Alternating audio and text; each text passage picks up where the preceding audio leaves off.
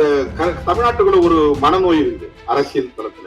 கருணாநிதி எதிர்ப்பு மனநோய், திமுக எதிர்ப்பு மனநோய்னு வருது.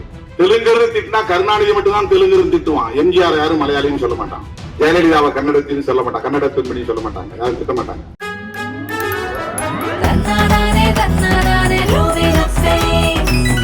Periyar Maniamma Institute of Science and Technology, Thanjavur. Aerospace Engineering with specialization in unmanned aerial vehicle. ஊழல்னு வந்தா கருணாநிதி திமுக தான் சொல்லுவாங்க. அந்த மாதிரி இந்த சாராய விஷயத்திலும் கூட திமுக ஆட்சி காலத்துலதான் நடந்தது, கருணாநிதி காலத்துலதான் நடந்தது அப்படின்னு சொல்லுவாங்க. இந்தியா முழுக்க எல்லா ஆட்சி காலத்திலும் நடந்திருக்கு. எம்ஜிஆர் தான் இந்த டாஸ்மாக்ங்கிறதே உருவாக்குனார். டாஸ்மாக் நிறையவே நம்ம தமிழ் டாஸ்மார்க் இல்லது. அந்த காலத்துல காளிமார்க் சாராயம் கிடைச்ச மாதிரி அந்த மார்க்ங்கிற பேரு பழகி போச்சது. இது TASMAC TASMAC, Tamil Nadu state marketing corporation, Tamil Nadu மாநில வணிக கழகம். அது விற்பனை செய்யறதுக்குன்னு ஒரு இன்ஸ்டிடியூஷனை உருவாக்குறாரு, ஒரு கம்பெனியை உருவாக்குறாரு. மதுவை உற்பத்தி செய்வதற்கும் ஒரு கம்பெனியை உருவாக்குனார். என்ன படிச்சுட்டு எவ்வளவு பெரிய டாப்பரா வந்தாலும் இங்க வந்து சாராயம் வித்து கணக்கு கொடு. என்ன வேலை செய்யற? சாராயம் விற்கிற வேலை. என்ன படிச்சிருக்கிற? IAS படிச்சிருக்கிற. இதுக்கு மாதந்தோறும் ஒரு ரிவ்யூ மீட்டிங் நடக்குது. டாஸ்மாக் கடையிலேயே கள்ளச்சாராயம் விற்கப்படுகிறது. எல்லா இடத்துலயுமே அது மாதிரி இருக்கு. நீங்க ஆட்டுக்கறி தான் போய் வாங்குற இடத்துல எல்லாத்தையும் மாட்டுக்கறியும் சேர்த்து விற்கிறாங்க. அது பல பேருக்கு தெரியாது.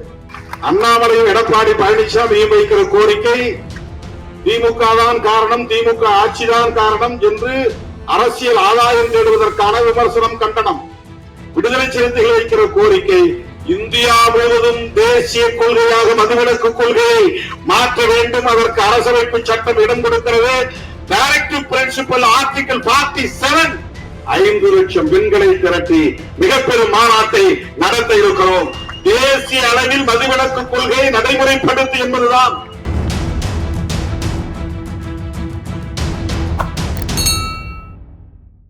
விடுதலை சிறுத்தைகளின் சக்தி இதுவென ஒவ்வொரு நிகழ்விலும் நிரூபித்துக் கொண்டிருக்கிற என் உயிரின் உயிரான விடுதலை சிறுத்தைகளே,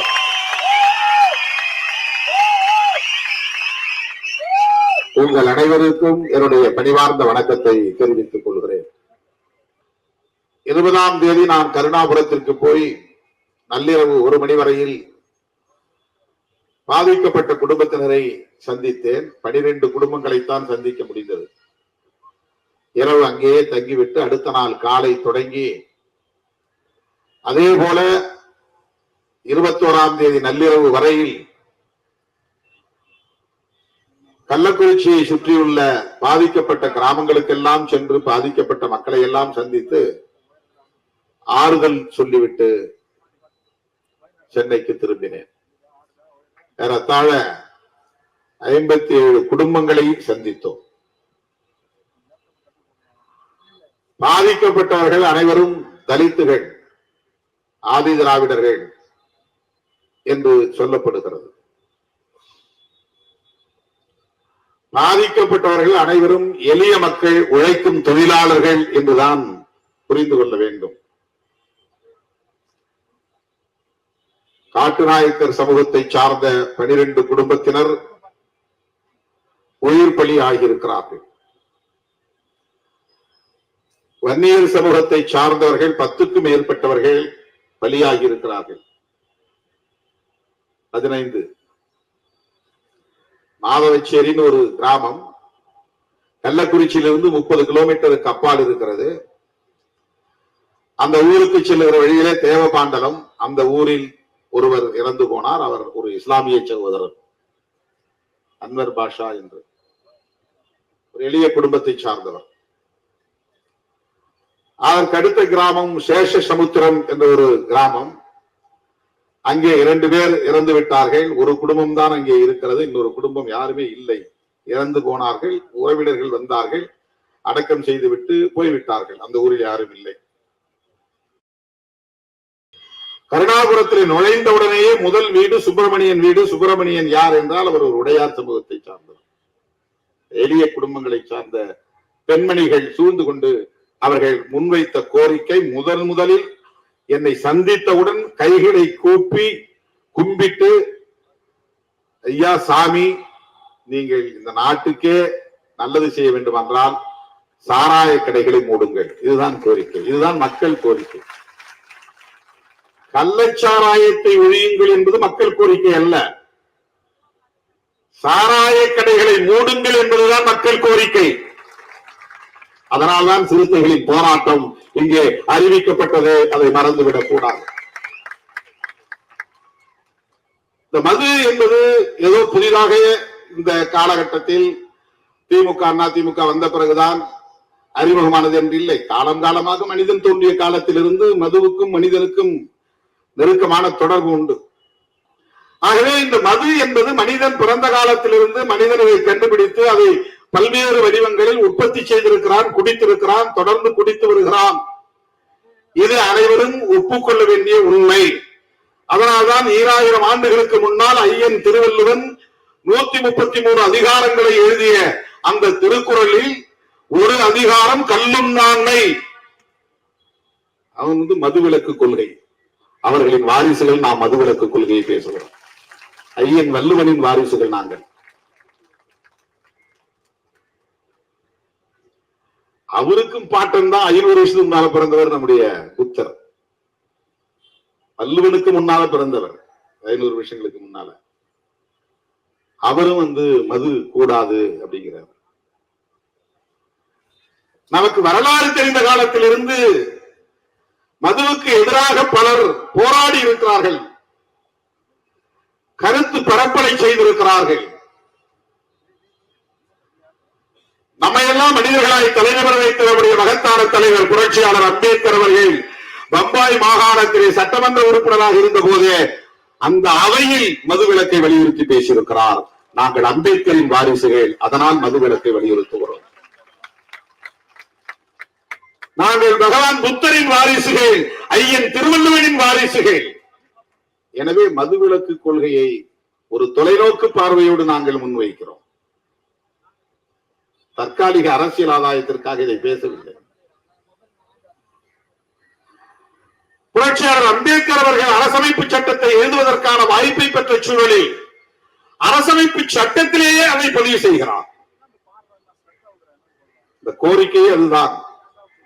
தமிழ்நாடு அரசே என்று நாங்கள் கோரிக்கை வைத்தாலும் கூட எங்கள் கோரிக்கை இந்த மதுவிலக்கு கோரிக்கையை தமிழ்நாட்டிலே தடை செய்யுங்கள் என்று மட்டும் நாங்கள் சொல்லவில்லை. இதை தேசிய கொள்கையாக அறிவிக்க வேண்டும். இந்தியா முழுவதும் மதுவிலக்கை நடைமுறைப்படுத்த வேண்டும்.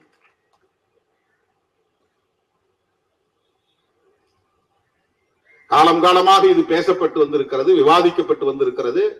அரசமைப்பு சட்டத்தை விவாதிக்கிற போது, அரங்கேற்றுகிற போது நடந்த விவாதங்களில் கருத்து பகிரப்பட்டிருக்கிறது.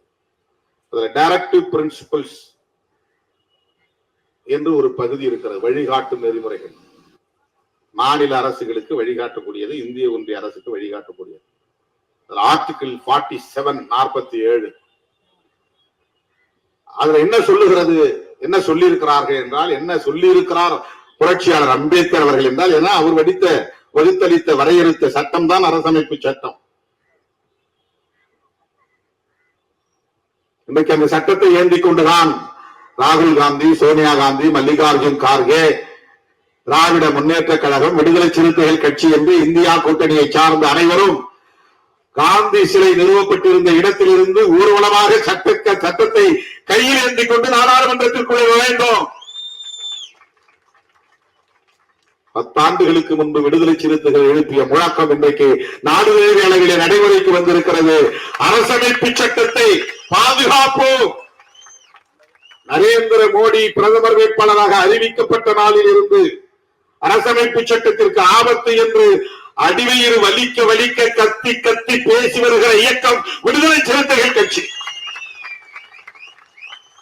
பிரதமர் மோடி இன்றைக்கு பதவியேற்ற போது அந்த அவையிலே அவ்வளவு பேரும் எதிர்கட்சிகளை சார்ந்த அத்தனை பேரும் அரசமைப்பு சட்டத்தை உயர்த்தி பிடித்தோம். அந்த அரசமைப்பு சட்டத்தை வகுத்தளித்தவர் புரட்சியாளர் அம்பேத்கர் அவர்கள். ஆகவே நடந்து முடிந்த தேர்தல் புரட்சியாளர் அம்பேத்கரின் கொள்கைகளுக்கும் அவருடைய எதிரிகளுக்கும் இடையே நடந்த யுத்தம் தான். தோழர்களே, அந்த அரசமைப்பு சட்டத்தின் டைரக்டிவ் பிரின்சிபல்ஸ் என்கிற அந்த பகுதியிலே ஆர்டிகிள் 47 என்கிற 47வது பிரிவு மதுவிலக்கை படிப்படியாக இந்திய ஒன்றிய அரசும் மாநில அரசுகளும் இணைந்து நடைமுறைப்படுத்த வேண்டும், சட்டம் இயற்ற வேண்டும், அதை பின்பற்ற வேண்டும். இதை சேர்த்தவர் புரட்சியாளர் அம்பேத்கர் அவர்கள். அப்போதே பலர் எழுந்து எதிர்ப்பு தெரிவித்திருக்கிறார்கள். இதெல்லாம் தனி மனித உரிமையிலே தலையிடுவது, அவன் விரும்புறவன் குடிக்கிறாங்க, நீ ஏன் அரசாங்கம் சட்டம் போடுற? அன்னைக்கே எதிர்த்து ஒருத்தன் பேசியிருக்கிறான். எளிய மக்கள் எக்கேடு கெட்டால் என்ன என்று எண்ணக்கூடியவர்கள் எல்லா காலத்திலும் இருப்பார்கள். இன்னொரு ஆள் எழுச்சி பேசியிருக்கிறாரு, பழங்குடி மக்களால் குடிக்காகவே இருக்க முடியாது, இது பழங்குடி மக்களுக்கு எதிரான செயல், அதனால நீ மதுவிலக்கு கொள்கையெல்லாம் கூடாது.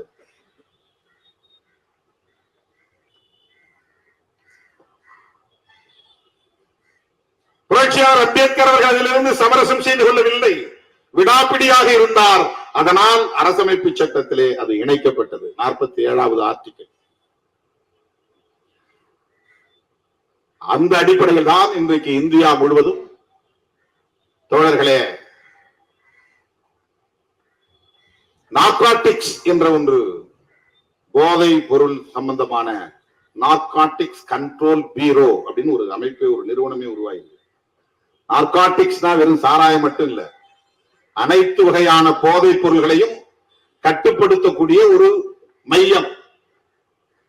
அது எதன் அடிப்படையில் உருவாக்கப்பட்டிருக்கிறது என்றால் கான்ஸ்டிடியூஷன் ஆர்டிகிள் 47 47வது அரசமைப்பு உறுப்பின் அடிப்படையில் அது உருவாக்கப்பட்டிருக்கிறது. NCB narcotics. நார்காட்டிக்ஸ் என்றால் அனைத்து வகையான போதைகளையும் குறிக்கும். அதுல மதுவும் சாராயமும் அடங்கும், இதர போதைப் பொருள் கஞ்சா, பிரவுன் சுகர், ஹெராயின், கோக்கைன், இப்படி பல பொருள் இருக்கு, வாயில நுழையாத பொருளாக. இதெல்லாம் இன்றைக்கு புழக்கத்திலே இருக்கிறது, இந்தியா முழுக்க புழக்கத்திலே இருக்கிறது. போன முறை நாடாளுமன்றத்தில் நான் பேசுகிற போது அதானியுடைய ஏர்போர்ட் வழியாக பல ஆயிரம் கோடி மதிப்புள்ள போதைப் பொருள்கள் கைப்பற்றப்பட்டிருக்கின்றன. இது எப்படி அரசுக்கு தெரியுமா என்ற கேள்வியை நான் எழுப்பினேன். இந்த போதைப் பொருள்கள் வணிகம் என்பது மிகப்பெரிய ஒரு நெட்வொர்க். அது தடை செய்யப்பட்டிருக்கிறது, சட்டம் இருக்கிறது, ஆனாலும் புழக்கத்திலே இருக்கிறது, பயன்பாட்டிலே இருக்கிறது. இன்றைக்கு பள்ளிக்கூடங்கள் வரையில், கிராமப்புறத்து பள்ளிக்கூடங்கள் வரையில் ஊடுருவி இருக்கிறது. அதை விட பெரிய வேதனை என்னவென்றால், பெண் பிள்ளைகளே இன்றைக்கு போதைப் பொருள்களை பயன்படுத்தக்கூடிய அளவுக்கு பள்ளி மாணவிகளே போதைப் பொருள்களை பயன்படுத்தும் நிலை உருவாகி இருக்கிறது. இந்தியா முழுவதும் இருக்கிறது. இதை பற்றிய கவலை இன்றைக்கு திமுக அரசை கடுமையாக விமர்சிக்கக்கூடிய அண்ணாமலை, எடப்பாடி போன்றவர்களுக்கு உண்டா என்ற கேள்வியைத்தான் நாங்கள் எழுப்புகிறோம். திமுகவுக்கு வக்காலத்து வாங்கி அல்ல, இது நாடு தழுவிய பிரச்சனை, இது மக்களின் பிரச்சனை, உழைக்கும் மக்களின் பிரச்சனை, ஒரு தேசத்தை பாழ்படுத்தும் பிரச்சனை. இது 50 பேரோ 60 பேரோ இறந்துவிட்ட பிரச்சனையைத்தான் நாம் பேசுகிறோம். லட்சக்கணக்கான இளைஞர்கள், பெண்கள் செயலிழந்தவர்களாக மாறி இருக்கிறார்கள். அது எவ்வளவு பெரிய பாதிப்பு. ஒவ்வொரு ஊரிலும் 100 இளைஞர்கள் பாதிக்கப்படுகிறார்கள். அந்த 100 இளைஞர்களின் ஆற்றல் பாழாகிறது. அதுதான் மனிதவளப்பால், மனிதவள இழப்பு. நல்ல சாராயம் என்று ஒன்று இல்லை. அதனால்தான் நான் கள்ளச்சாராயம் சொல்லாம நச்சு சாராயம் எழுதிருக்கேன். கள்ளச்சாராயம் நீ சொன்னா நல்ல சாராயம் இருக்கிறது ஒத்துக்கிற மாதிரி ஆகும். சாராயமே தப்பு, அப்புறம் எங்க நல்ல சாராயம் ஒண்ணு இருக்குது? சாராயம் என்பதே கேடு, நல்ல சாராயம் என்று ஒன்று கிடையாது. சாராயம் என்பதே கேடு. அரசாங்கம் வித்துட்டா மட்டும் அது நல்லதாயிர முடியுமா? இந்த அரசு அந்த அரசு இல்ல. இதோ திமுக ஆட்சியில தான் கள்ளச்சாராய சாவுகள், கலைஞர் காலத்துலதான் சாராய கடைகளை திறந்தாங்க. இந்த தமிழ்நாட்டுக்குள்ள ஒரு மனநோய் இருக்குது அரசியல் தளத்துல, கருணாநிதி எதிர்ப்பு மனநோய், திமுக எதிர்ப்பு மனநோய். தெலுங்கர் திட்டினா கருணாநிதி மட்டும்தான் தெலுங்கர் திட்டுவான், எம்ஜிஆர் யாரும் மலையாளின்னு சொல்ல மாட்டான். ஜெயலலிதாவை கன்னடத்தின்னு சொல்ல மாட்டாங்க, கன்னட பெண்மணி சொல்ல மாட்டாங்க, யாரும் திட்ட மாட்டாங்க.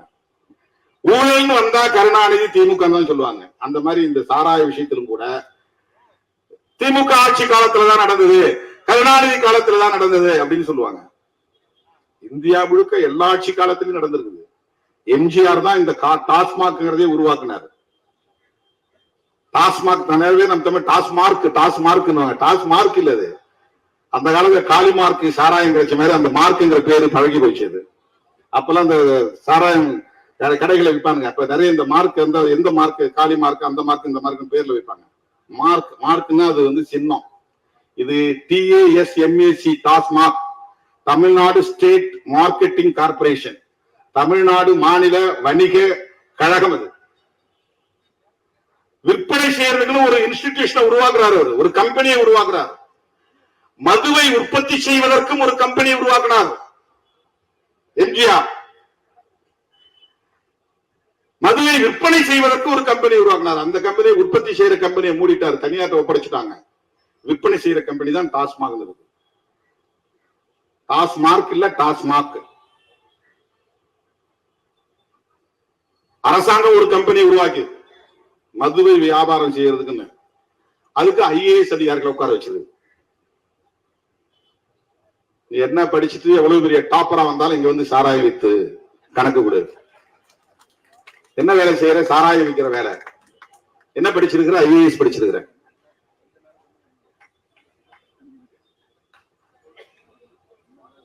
இதுக்கு மாதந்தோறும் ரிவ்யூ மீட்டிங் நடக்குது அகில இந்திய அளவுல.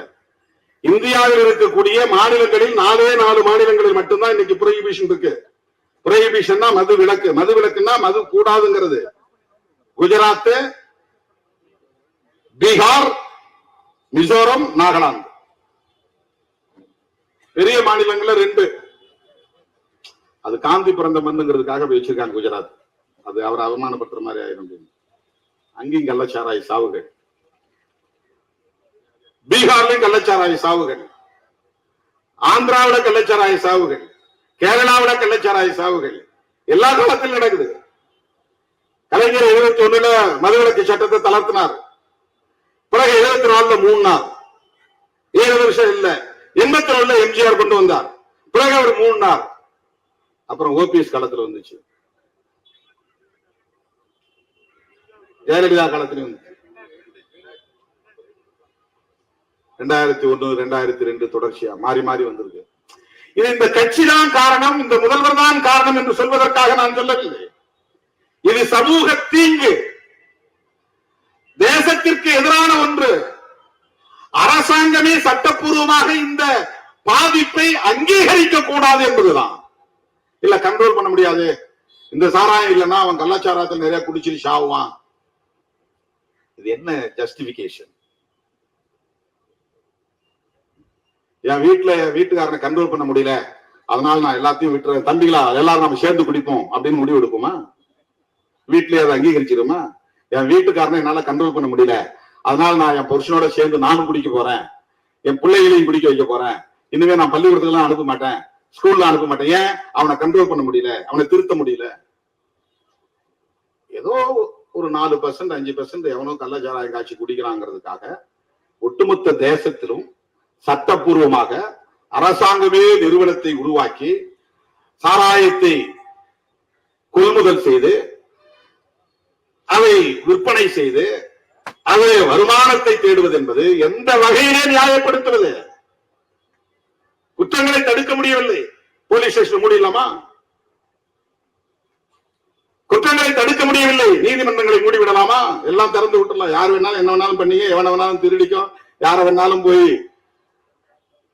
ராபரி பண்ணு, வழிப்பறி பண்ணு, கண்ட்ரோல் பண்ண முடியல. எத்தனை போலீஸ போட்டாலும் எத்தனை ஸ்டேஷனை திறந்தாலும் திருட்டு நடந்துகிட்டு தான் இருக்குது, கொள்ளை நடந்துகிட்டு தான் இருக்குது, பெண்களுக்கு எதிரான குற்றங்கள் நடந்து கொண்டே இருக்கிறது. இதை சட்டப்பூர்வமாக்கி விடலாமா? அங்கீகரித்து விட முடியுமா? குற்றங்கள் நடந்து கொண்டே இருந்தாலும் தடுப்பதற்குரிய நடவடிக்கைகளை செய்வதுதான் தவிர்க்க முடியாத ஒரு தேவை. அதுதான் அறம், அதுதான் அறம்.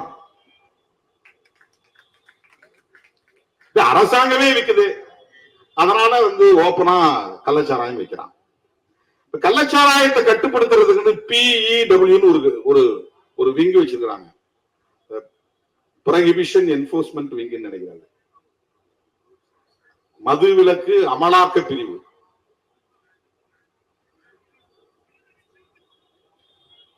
அதுல பெரும்பாலும் லேடிஸ் தான் போடுறாங்க, எதுக்குன்னு தெரியல.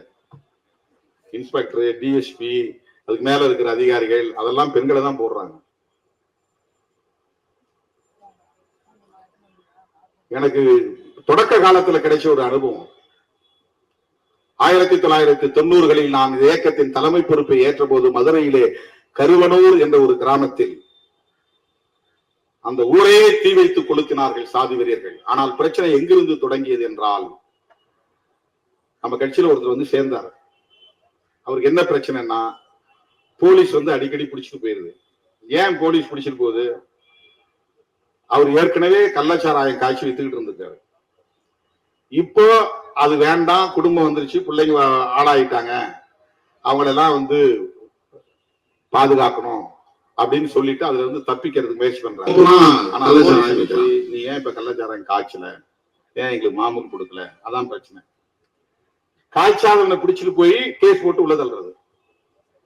அவர் அதுல இருந்து தன்னை தற்காத்துக் கொள்வதற்காக அப்போ வந்து கட்சி கிடையாது, தேர்தல் பாதை கிடையாது, வெறும் இயக்கம் தான், விடுதலை சிறுத்தைகள் இயக்கம். இதுல வந்து அவர் சேர்றார். வந்து சேர்ந்ததுக்கு பிறகு அதே காவல்துறை, அந்த உள்ளூர்ல இருக்கக்கூடிய ஒரு ஆய்வாளர் அவனை நேரா வீட்டுக்கு போய் தூங்கி இருந்தவனை பிடிச்சு அடிச்சு தெருவுல தரன்னு இழுத்துட்டு போய், நீ கட்சியில சேர்ந்துட்டு அவனை விட்டுருமா, கேஸ் போடுறாங்க. போலீஸை எதிர்த்து இயக்க போராட்டம் நடந்தது. உடனே சாதி வெறியர்களோடு சேர்ந்து சாதி வெறியர்களை தூண்டிவிட்டு அன்றைக்கு அதிமுக ஆட்சி மிகப்பெரிய வன்முறையை அந்த கிராமத்தின் மீது நடத்தினார்கள். அதெல்லாம் எனக்கு வந்து ரொம்ப புதுசு, பயங்கரமான அதிர்ச்சிக்குள்ளான கருவனூர்ல அந்த ஊரையே கொளுத்தினார்கள். பெரிய பிரச்சனையே என்ன, PEW லாண்ட் ஆர்டர் போலீஸும் அவங்கள்ட்ட போய் தகராறு பண்றாங்க. நீ ஏன் காய்ச்சாம இருக்கிற, இவ்வளவு நாளா காய்ச்சி இருந்து இப்ப ஏன் காய்ச்சல? ஏன்னா அவனுக்கு அங்கங்க பாயிண்ட்ல இருந்து அவனுக்கு வந்து மாமூல் வைப்போம், அது நின்று போகுது. இதை நான் குற்றம் சாட்டுவதற்காக சொல்லவில்லை, சமூக யதார்த்தத்தை புரிந்து கொள்ள வேண்டிய தேவை இருக்கிறது. நம்முடைய குடும்பத்தில் நம்முடைய பிள்ளையையே நம்மால் கட்டுப்படுத்த முடியவில்லை என்பது உண்மைதான். மனைவி மக்களால் கணவனை கட்டுப்படுத்த முடியவில்லை என்பது உண்மைதான். கணவனோடு சேர்ந்து மனைவியும் குடிப்பழக்கத்திற்கு ஆளாகிறால் அதையே நம்மால் திருத்த முடியவில்லை என்பது உண்மைதான். எனவே ஒட்டுமொத்தமாக இது அரசுதான் பொறுப்பு, காவல்துறைதான் பொறுப்பு, ஏன் அவர்கள் கட்டுப்படுத்தவில்லை, ஏன் அவர்கள் திருத்தவில்லை என்று நாம் பொத்தாம் பொதுவிலே அரசியல் ஆதாயம் தேடக்கூடிய வகையிலே குற்றம் சுமத்த விரும்பவில்லை. அது முடியாது என்பது. ஆனால் முடியாது என்பதை காரணம் காட்டி, கள்ளச்சாராய பேர்வழிகள் ஆதிக்கம் செய்வார்கள் என்பதை காரணம் காட்டி அதை சட்டப்பூர்வமாக அங்கீகரிப்பது குற்றம். அதை ஏற்க முடியாது. அதை விடுதலை சிறுத்தைகள் கட்சி கடுமையாக எதிர்க்கிறது. இதனால எவ்வளவு பெரிய லாபம் வந்தாலும் கூடாது என்பதுதான் பேரறிஞர் அண்ணாவின் கொள்கையாக இருந்தது. அண்ணா காலத்திலேயே மதுவிலக்கை தளர்த்த வேண்டும் என்று எல்லோரும் சொன்ன காலத்தில் அவர் முதல்வராக இருந்த காலம் மிக குறைவான காலம், 67 இருந்து 69.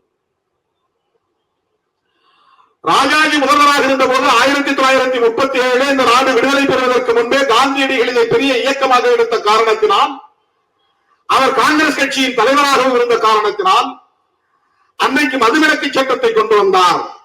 அது பல ஆண்டுகள், 20-25 ஆண்டுகள் நடைமுறையில் இருந்தது. காமராஜர் ஆட்சியில் இருந்த வரையிலும் நடைமுறையில் இருந்தது. அதன் பிறகு இந்தியா முழுவதும் மதுவிலக்கு தளர்த்தப்பட்ட நிலையிலே தமிழ்நாட்டில் மதுவிலக்கை தளர்த்த வேண்டிய தேவை உருவானது என்று காரணம் சொல்லி 71 ஆட்சிக்கு வந்த கலைஞர் மதுவிலக்கை தளர்த்தினார், சட்டத்தை திருத்தினார். ஆனால் மக்களிடத்திலே எழுந்த எதிர்ப்பால் 74 மூடினார். திறந்தவர் மூடினார் என்பதும் வரலாறு, அதையும் சேர்த்து சொல்ல வேண்டும். பிறகு 7 ஆண்டுகள் அப்படியே கிடந்த நிலையிலே 81 எம்ஜிஆர் திறந்தார். இதெல்லாம் இவர்தான் காரணம் அவர்தான் காரணம் என்பதற்காக சொல்லவில்லை. இந்த புரோஹிபிஷன் சம்பந்தமான சட்டம் எப்படி வந்தது, எப்படி மாறியது, எப்படி தளர்த்தப்பட்டது என்கிற வரலாற்றை சொல்லுவதற்காக நான் சொல்லுகிறேன். தோழர்களே, இன்றைக்கு தேசிய அளவில் மனிதவள இழப்பு என்பது அரசுக்கு வருகிற வருமானத்தை விட கடுமையான பாதிப்பை தருகிற இழப்பு. இப்ப சில பேர் டி அடிக்ஷன் சென்டர் உருவாக்குங்கன்றாங்க. நீ கடையை மூடிட்டா எதுக்கு டி அடிக்ஷன் சென்டர்? கடையை மூடி திறந்தோறும் குடிக்க பழகிறோம். அதுக்கு IMFL பேரு. IMFL அப்படின்னா இந்தியன் மேடு ஃபாரின் லிக்கர். வெளிநாட்டு சரக்கை இந்தியாவிலேயே உற்பத்தி பண்றோம்னு அர்த்தம். அதுக்கு பேரு. நேரடியா வெளிநாட்டு சரக்கு வாங்கிட்டு வரவங்க இருக்கிறாங்க சில பேர். அது அவங்க பெரிய ஆளு, அவங்க எல்லாம் அதை வாங்கிட்டு வர்றதுங்கிறது எல்லாராலையும் முடியாது. சில பேர் கிஃப்ட் அப்படிதான் கொடுப்பாங்க. நான் பிரான்ஸுக்கு போனப்போ ஒருத்தர் அதுதான் கொண்டாந்து எனக்கு நீட்டினான். எனக்கு அந்த பழக்கம் இல்லைங்க.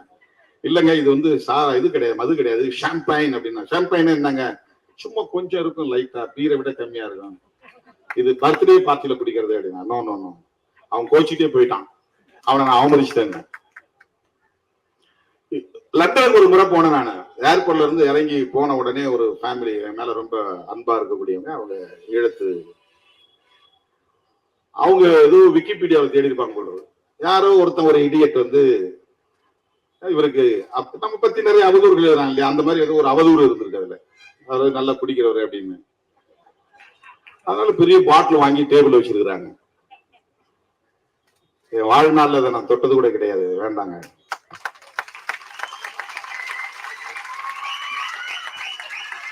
வெளிநாட்டு சரக்கு அப்படின்னா எல்லாரும் உடனே அதுக்கு ஈல்டாக நிறைய பேர் இருக்கிறாங்க. இந்த வெளிநாட்டு சரக்கு வாங்கிட்டு கிஃப்டா கொடுப்பாங்க. அங்க இருந்து வாங்கிட்டு இங்க கிஃப்டா கொடுப்பாங்க. அதுக்கு ஒரு பெரிய மதிப்பு. அதை இந்தியாவோட செய்யலாம். இந்தியன் மேடு ஃபாரின் லிக்கர். அயல்நாட்டு மது இந்திய சரக்கு, இந்தியாவிலேயே தயாரிக்கிறது. அந்த ஃபார்முலாவை பயன்படுத்தி.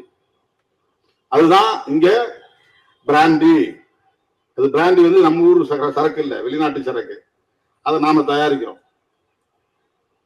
மூலப்பொருள் அதுக்கு எத்தில் ஆல்கஹால், ரெக்டிவேட் ஸ்பிரிட், எத்தனால். அதுதான் தேவை. அதுல எவ்வளவு ஆல்கஹால் சதவீதம் இருக்கணுங்கிறத பொறுத்து அதுக்கு பேர் மாறுது. அதுல டேஸ்டுக்கு கலர் எல்லாம் மாத்துவாங்க. அப்புறம் பாட்டில் டிசைனா பண்ணுவாங்க, லேபிள் டிசைனா பண்ணுவாங்க. அதுக்கு நல்ல அழகான பெண்மணிகளை கொண்டு விளம்பரம்லாம் பண்ணுவாங்க. இதை சாப்பிட்டீங்கன்னா அப்படி இருக்கலாம் அப்படின்னு. அது என்னன்னா எத்தனால்ல ப்ரொபோர்ஷனேட்டா சதவிகித அடிப்படையில மிக்ஸ் பண்றது. 3% இருந்தா பீர் 5% தான் இருக்கணும். மிச்சம் வெறும் வாட்டர் அல்லது ஸ்வீட்னர், அது ஒரு இனிப்பு கலந்துருக்கும், அவ்வளவுதான். அது வெறும் 3% அல்லது 5%. அதுக்கு மேல போனா அதுக்கு பீர் கிடையாது. பீர் தாண்டி மற்றதெல்லாம் பீர் ஒரு குடியே இல்ல, மதுவே இல்லம்மா. பீர் ஐயா சும்மா குடிக்கலாம். அதுலதான் ஸ்டார்ட் ஆகும் இந்த அடிக்ஷனே. அதுதான் ஸ்டார்ட் ஆகும். இது பிராண்டி கிடையாது, விஸ்கி கிடையாது, வைன் கிடையாது. இந்த வைனை கூட சில பேர் சப்போர்ட். வைன் சாப்பிட்டா ஹார்ட்டுக்கு நல்லது, பிரெயின் சுறுசுறுப்பா இருக்கும், ரெட் வைன் குடிக்கலாம் அப்படிமா. ஏன்னா அது வெறும் பழச்சாறுல இருந்து தயாரிக்கிறது. அதெல்லாம் ஒண்ணும் கிடையாது. பிரெயினை அட்டாக் பண்ணக்கூடிய எதுவுமே பாதிப்பு தான். ஆல்கஹால் மிக்ஸ்டுன்னா அது உன்னுடைய சென்ட்ரல் நர்வஸ் சிஸ்டத்தை தாக்கும். சிந்திக்க முடியாம போயிடும், திட்டமிட முடியாம போயிடும், பாதிப்பை உருவாக்கும். நிறைய பேர் எங்க விழுறதுன்னா ஃப்ரீயா குடிக்கிறதுல இருந்து தான் விழுந்து போறாங்க. ஃபர்ஸ்ட் இப்படிதான் ஆரம்பிப்பாங்க. இவன் காசு போட்டு குடிக்கிறதுக்கு தயங்குவான். எவனாவது வாங்கி பார்ட்டிங்கிற பேர்ல வாங்கி கொடுப்பான். அப்படி ஆரம்பிச்சு அதுக்கப்புறம் இவர் கொண்டாட்டி செயினை பறிக்கிற அளவுக்கு போயிடுவார். கழுத்துல தாலி எதுக்கு வேஸ்ட் கூட பிடிச்சிட்டு போய் போட்டு பீர்ல ஸ்டார்ட் பண்ணி விஸ்கில போய் நிற்பாங்க. அதெல்லாம் 40% மேல ஆல்கஹால், 30% 40% மேல ஆல்கஹால் இருக்காது. குடிக்கவே முடியாது, வாயில வைக்கவே முடியாது. அதுக்குதான் அந்த சோடா கிடா ஊத்தி நல்லா ஊறுகாயை தொட்டுக்கிட்டு, அப்ப எவனும் சாதிலாம் பார்க்க மாட்டான். அப்ப நக்கு நக்கு நக்குவான், வாயில இருக்கிற நோண்டி நக்குவான், விரல விட்டு எடுத்து சப்புவானுங்க. ஊறுகாயை தொட்டுக்குவான், கறியை கடிச்சு அவன் கடிச்சு எலும்பு வாங்கிக்குவான், கடிப்பான்.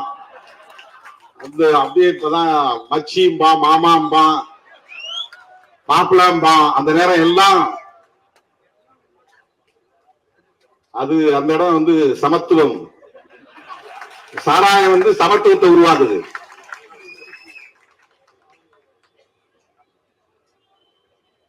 அவனுடைய பார்வையில பீர்ல தொடங்கிதான் அது நடக்குது. அது IMF ஃபாரின் சரக்கு தான், அது இந்தியாவில் தயாரிக்கிறாங்க. இததான் இன்னைக்கு டாஸ்மாக் செய்யுது. தனியார் கம்பெனிகள் இருந்து தயாரிச்சு வாங்கி கொள்முதல் பண்ணி கடைகளை விற்பனை பண்றான்.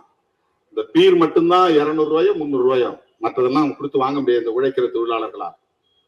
இவன் சம்பளமே ஒரு நாளைக்கு 200 ரூபாயில இருந்து 600க்குள்ளதான் உழைக்கிறவன். மூட்டை தூக்குறவனுக்கு 400 ரூபாய் அல்லது 300 ரூபாய் அல்லது 600 ரூபாய், அதிகபட்சம் போனா 600 ரூபாய். கட்டட வேலைக்கு போறவனுக்கு 1000 ரூபாய் கிட்டத்தட்ட வரும். அவனும் குடிக்கிறான். அதுவே பொம்பளை ஆளுங்க சித்தாள் வேலை பாக்குறாங்க, அவங்களுக்கு கம்மி தான், 400 ரூபாய் கிட்டத்தட்ட 300 ரூபாய் கம்மியா இருக்கும். ஆண்களுக்கும் பெண்களும் ஒரே மாதிரி தான் வேலை செய்வாங்க, ஆனா பெண்களுக்கு 300 ரூபாய்க்கு கம்மியா தான் கொடுப்பான் சம்பளம். அவனுக்கு வீட்டுக்கும் காசு கொடுக்கணும், சாப்பாட்டு அரிசி வாங்கணும், பருப்பு வாங்கணும், வேற பொருள் வாங்கினா அவனுக்கு 60 ரூபாய்க்கு சாராயம் கிடைக்கும் போது எப்படி அது நாடி போகாம இருப்பான். அப்போ அவங்கதான் டார்கெட்டிங் பீப்புள். யாருக்கு? இந்த கள்ளச்சாராயம் காய்ச்சக்கூடிய கும்பலுக்கு. டாஸ்மாக் போய் 300 ரூபாய் கொடுத்து வாங்க முடியாது, 200 ரூபாய் கொடுத்து வாங்க முடியாது, விஸ்கி பிராண்டி வாங்க முடியாது. இந்த பீரை குடிச்சு குடிச்சு பழகி போய் அவனுக்கு அது இம்யூன் ஆயிரும். அப்புறம் போதைய ஒண்ணுமே ஏறலையா, ஒண்ணுமே இல்லையே, வியாதி குறிச்சு பார்ப்போம், ஒண்ணுமே இல்லையே.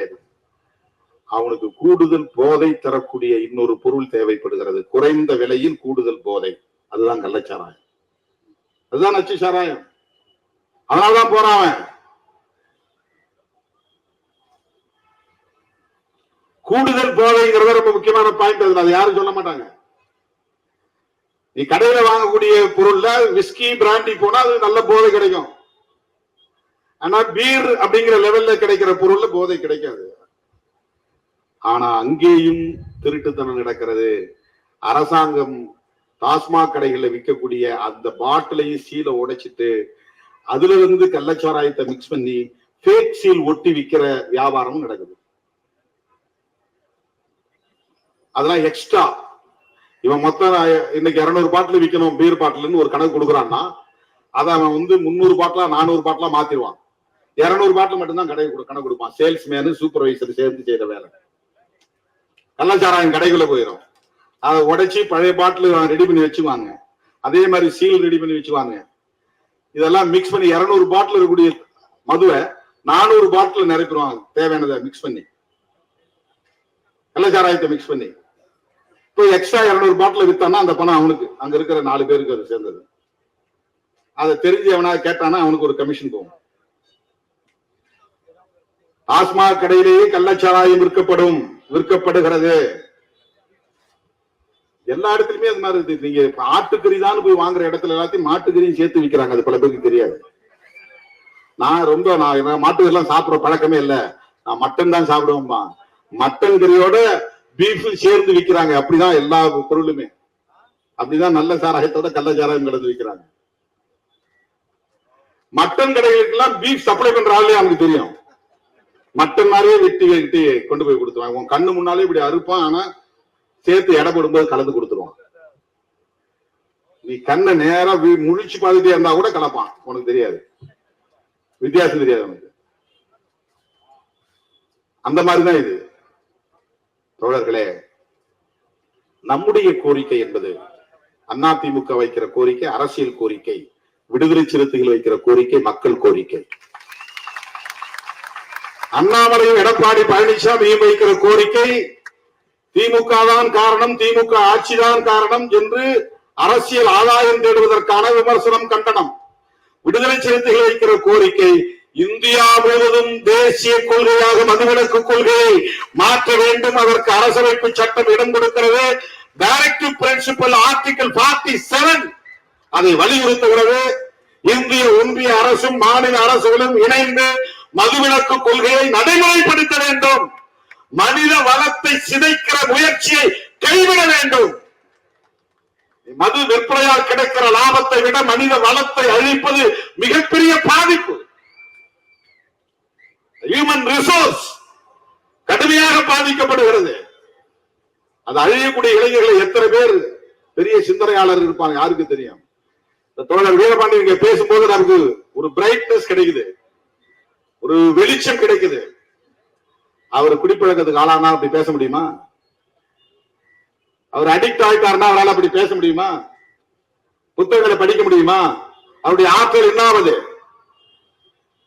யோசித்து பாருங்கள். அந்த ஆற்றல் மனித மனம் அழிகிறது, மனித ஆற்றல் அழிகிறது.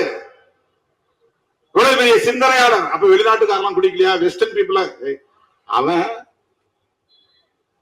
குடிக்கிறான், குடி நோயாளி இல்லை, அவன் ட்ரிங்கர், நாட் ட்ரங்கார்டு. ட்ரங்கார்டு வேற, ட்ரிங்கர் வேற. லண்டனுக்கு போற இடத்துல பாப்போம், நம்ம டீ கடையில போய் நிக்கிற மாதிரி ஒயின் ஷாப்ல நிப்பாங்க. ஒயின் ஷாப்னா எல்லா விதமும் இருக்காங்க. போயிட்டு ஒரு பேருக்கு 2 பேர் குடிச்சிட்டு ஆபீஸ் போயிடும், வேலைக்கு போயிடும், அவ்வளவுதான். அவன் அடிக்ஷன் ஆகிறது இல்ல, அதுக்கு அடிமையாகிறது இல்ல. ஏன்னா அவனுக்கு ஒரு மெச்சூரிட்டி வந்துருச்சு. என்ன மெச்சூரிட்டி வந்துருச்சு? எதை எப்போது எப்படி பயன்படுத்த வேண்டும் என்கிற அறிவும் ஆற்றலும் அவன் வளர்ந்துச்சு. அவன் வெல் எஜுகேட்டட். சாதாரண மக்களுக்கு அந்த அறிவு கிடையாது. இதை குடிச்சோம்னா பழகணும்னா அடிக்ட் ஆயிருவோம், அடிக்ட் ஆனோம்னா குடும்பம் போயிடும், தெரியாது அவனுக்கு. எளிய மக்கள், உழைக்கிற மக்கள், சாதாரண உழைக்கிற தொழிலாளர்கள், அவனுக்கு அதை பற்றிய விழிப்புணர்வு கிடையாது. வெல் எஜுகேட்டட் சொசைட்டி, நல்லா படிச்சவன் மத்தியில அவன் என்னைக்காவது ரேரஸ்ட் அண்ட் ரேர் கேசஸ் எங்கேயாவது ஒரு இடங்கள்ல ஒரு பார்ட்டியில குடிப்பான், ஒரு செலிபிரேஷன்ல குடிப்பான், ஒரு இடைப்பட்ட நேரத்துல சோர்வா இருக்கிற நேரத்துல கொஞ்சம் குடிப்பான். அளவா குடிச்சிட்டு அதை அப்படியே மறந்துடுவான், அவன் வேலையில கவனம் செலுத்துவான். அடிக்ட் ஆகல, இது அடிக்ஷன். குடி நோயாளிகளாக மாறுகிறார்கள், கஞ்சாவுக்கு அடிமையாகிறார்கள், பிரவுன் சுகருக்கு அடிமையாகிறார்கள், பான்பராக் போன்ற பல பொருள்களில் இன்றைக்கு நிக்கோட்டின் இருக்கிறது. அதை உதடுகளிலே வாயிலே போட்டு அடைக்கிறார்கள். அதுல நிறைய புற்றுநோய் வருகிறது. எனவே இதற்கு நிதி ஒதுக்கீடு செய்யுங்கள், போதை விழிப்புணர்வு பிரச்சாரத்தை செய்யுங்கள், மது விலக்கை நடைமுறைப்படுத்துங்கள், அதற்கான துறையை உருவாக்குங்கள், அதற்கு அதிகாரிகளை பயன்படுத்துங்கள், அதிகாரிகளின் ஆற்றல் அதற்கு பயன்படுத்தும். அதுல ஐஏஎஸ் ஐபிஎஸ் அதெல்லாம் எவ்வளவு பெரிய ஆற்றல், அவங்களுடைய அந்த ஹியூமன் ரிசோர்ஸ். ஒரு ஐஏஎஸ் ஆபீசர்னா சாதாரண கிடையாது. எத்தனை கோடிகள் அரசு பணத்துல செலவாகுது ஒரு ஐஏஎஸ் உருவாக்குறதுக்கு, ஐபிஎஸ் உருவாக்குறதுக்கு. அவங்களுடைய பிரெயின் எவ்வளவு வலிமையான மூளை. அதை எதுக்கு போது நாம பயன்படுத்துறோம், எதற்கு பயன்படுத்துகிறோம்? தயவு கூர்ந்து எண்ணி பார்க்க வேண்டும். இது ஒரு கட்சிக்கு எதிரான ஆர்ப்பாட்டம் அல்ல, ஒரு மாநில அரசுக்கு எதிரான ஆர்ப்பாட்டம் அல்ல, ஒரு தனி நபருக்கு எதிரான ஆர்ப்பாட்டம் அல்ல. நான் முகநூல் நேரலையில் பேசும்போது சொன்னேன், இதற்கு முதலமைச்சர் மட்டும்தான் பொறுப்பேற்க வேண்டும், ஒரு குறிப்பிட்ட கட்சி தான் பொறுப்பேற்க வேண்டும் என்று சொல்லுவது ஏற்புடையதல்ல. இப்படிப்பட்ட இந்த அவலங்களுக்கு ஒவ்வொருவரும் பொறுப்பேற்க வேண்டும். நானும் தான் பொறுப்பு. இதை நான் இத்தனை காலம் வேடிக்கை பார்த்திருக்கிறேன். நானும் குற்றவாளிதான். இவ்வளவு நாள் கண்டும் காணாமல் இருந்திருக்கிறேன். நானும் தான் இதற்கு பொறுப்பு. இவ்வளவு நாள் இதை சகித்திருக்கிறேன். நானும் தான் குற்றவாளி.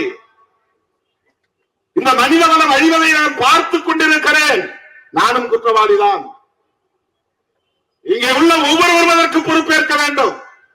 சும்மா போற போக்குல இந்த ஆட்சி தான் காரணம், இந்த அரசு தான் காரணம் சொல்லிட்டு போறதுங்கிறது ஒரு டெம்பரரி பொலிட்டிக்கல் கெயின். அது இந்த சந்தர்ப்பத்தையும் பயன்படுத்தி அரசியல் செய்யறதுங்கிறது ரொம்ப அருவருப்பானது, அநாகரிகமானது. அப்படிப்பட்ட அருவருப்பான அநாகரிகமான அரசியலை நாங்கள் செய்யவில்லை.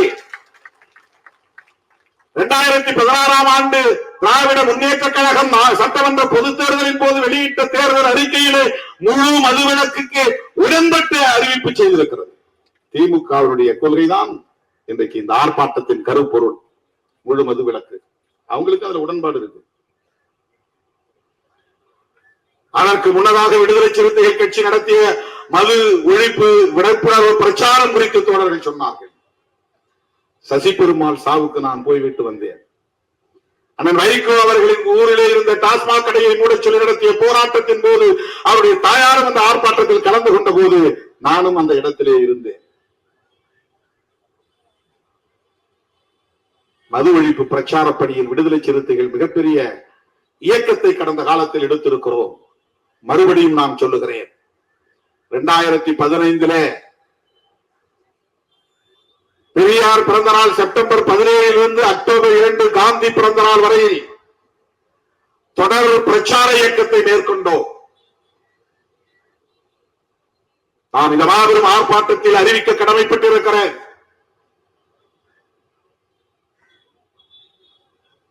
மாநில பொறுப்பாளரோடு பிறகு கலந்து செயல் திட்டத்தை அறிவிக்க விரும்புகிறேன். பகுத்தறிவு பகலவன் தந்தை பெரியாரின் பிறந்த நாள் செப்டம்பர் 17 மகளிர் மட்டும் பங்கேற்கிற மாபெரும் மகளிர் மாநாட்டை நடத்த இருக்கிறோம். மதுவிலக்கு அமல்படுத்த கோரி 5 லட்சம் பெண்களை திரட்டி மிகப்பெரும் மாநாட்டை நடத்த இருக்கிறோம். தேசிய அளவில் மதுவிலக்கு கொள்கையை நடைமுறைப்படுத்து என்பதுதான் கோரிக்கை. இன்றிலிருந்து அந்த போராட்டத்தை நாம் முன்னெடுக்க வேண்டும். அதற்கான களப்பணிகளை நாம் திட்டமிட வேண்டும். எப்படி 10 லட்சம் பேர் திரண்ட வெல்லும் ஜனநாயக மாநாடு நடந்ததோ அதை போன்ற ஒரு தாக்கத்தை பெண்கள் மட்டுமே பங்கேற்கிற ஒரு மாபெரும் மாநாட்டை நாம் நடத்த வேண்டும். இது பெண்களின் போர்க்குரலாக மாற வேண்டும். இது மாநில அரசுக்கு எதிராகவோ அல்லது ஆளும் கட்சிக்கு எதிராகவோ நடத்தப்படுகிற இயக்கம் அல்ல. இந்திய மனித வளத்தை பாதுகாப்பதற்கான ஒரு பொறுப்புணர்வுடன் கூடிய ஒரு நிகழ்வு இது. புரட்சியாளர் அம்பேத்கர் வலியுறுத்திய கோரிக்கை தந்தை பெரியார் முன்னெடுத்த போராட்டம் காந்தியடிகள் தம் வாழ்வில் மிக முக்கியமான கோரிக்கையாக முன்வைத்தது ஒன்று. ஐயன் திருவள்ளுவரின் விருப்பம். அந்த அடிப்படையிலே மாண்புமிகு முதல்வருக்கும் தமிழ்நாடு அரசுக்கும் நாங்கள் விடுக்கிற வேண்டுகோள், உங்களுக்கு மிகப்பெரிய ஒரு வாய்ப்பு கிடைத்திருக்கிறது.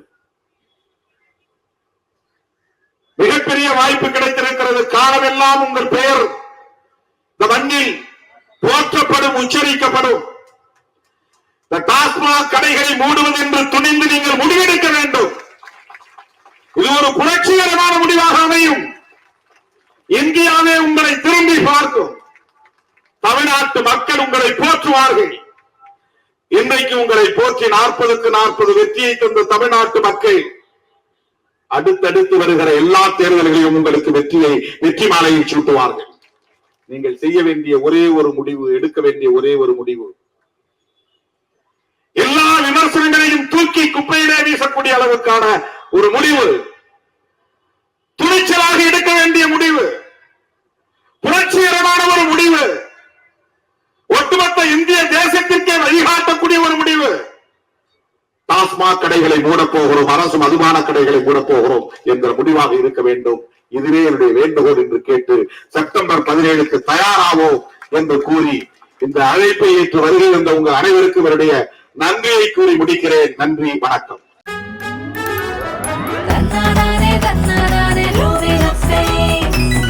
Periyar Maniamma Institute of Science and Technology, Tanjavur. Aerospace engineering with specialization in unmanned aerial vehicle. மின்னம்பலம்.com தமிழின் முதல் மொபைல் பத்திரிகை.